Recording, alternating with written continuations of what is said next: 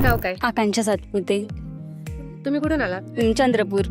चंद्रपूरहून आलात? हो बरं, ठीक आहे.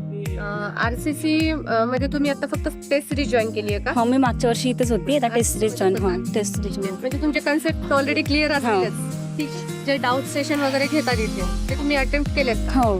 पेपर आता जे पेपर होत आहेत त्याचं पेपर अनालिसिस होतं तेव्हा तुम्ही प्रेझेंट असता? कधी कधी असते, पण कधी कधी जर पेपर छान गेला तर मग फ्रेंड सोबत वगैरे मिळून करतात आम्ही अनालिसिस.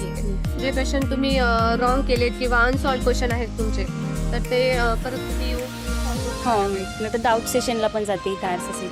मग आता जे 11th-12th विद्यार्थी ऍडमिशन घेणार आहेत ते आता सगळीकडे बघतात ना की कुठल्या क्लासला ऍडमिशन घेऊ वगैरे, तर RCC बद्दल तुमचं काय मत आहे? विद्यार्थ्यांनी RCC लाच का ऍडमिशन घ्यावं? कारण RCC मध्ये पूर्ण कॉन्सेप्ट क्लिअर होते आणि त्यांचे पेपर पण एकदम NCERT बेस्ड असते. जसं की म्हणजे बाकीच्या कुठं पण गेलं तर आपल्याला अदर NCERTच्या इकडे तिकडे क्वेश्चन भेटते, पण इथे पूर्ण NCERTचे पेज नंबर पण दिलेलं असते. त्याच्यामुळे आपल्याला इझी जाते पेपर सोल्युशन बघायला करायला, आणि NCERT मधली कोणती लाईन आली हे पण बघायला इझी जाते. थँक्यू. थँक्यू.